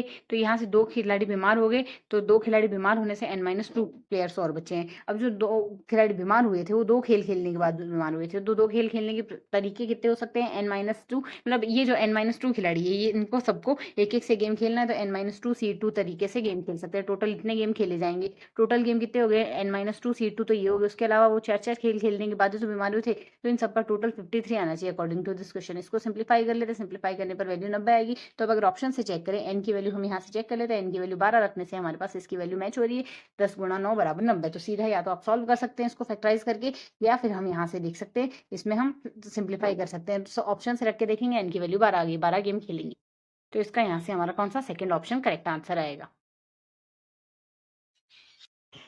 नेक्स्ट क्वेश्चन, क्वेश्चन नंबर 149, जो कि कहता है एक बहुभुज के कुल विकर्णों की कुल संख्या 44 है तो इसकी भुजाओं की संख्या बराबर है। मतलब विकर्णों की कुल संख्या 44 है, भुजाओं की संख्या बतानी है।